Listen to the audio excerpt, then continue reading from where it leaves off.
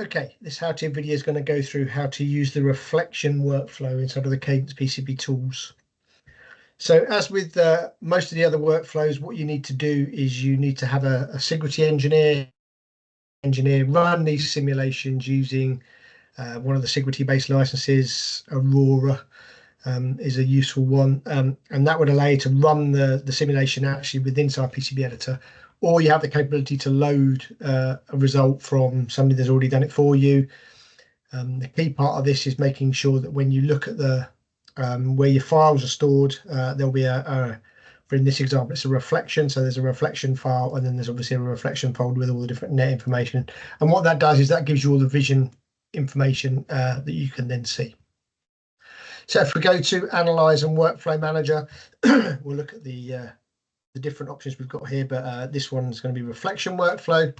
And then, as I said, if you've got access to an Aurora-based license or any security-based license, you'll be able to go through the design setup and actually run the simulation. In this scenario, what we're going to do is we're going to load this result that's already been done. So we'll pick this in, and our design changes, and we can kind of see the visions of what's going on. So if we have a look at the tables first, the tables basically give us all the information, all the nets that we've run the simulation on, and we can look at effectively all of these different options. So we've got ring back margin, high and low, JEDEC overshoot, high and low, propagation delay, and you're getting a color coding based on these individual items that you want to look at. So let's go and pick something like the max final settle rise. And then we can actually click on a specific net that we've got. So if we actually expand these out, we can click on the actual value, and then we'll get a nice graph that we can kind of have a look at. Let's just have a quick look at the properties for this.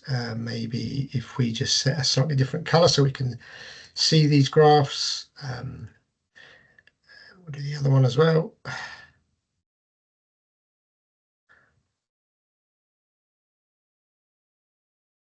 We get kind of an indication of exactly what's going on from a reflection point of view, which can be useful if we're trying to maybe adjust some routing to find out what we're interfering with and go from there. So having the capability to physically see these, you get the full spectrum of kind of the different results that we get in the table here, and it can just help you resolve any reflection issues you may have in your design.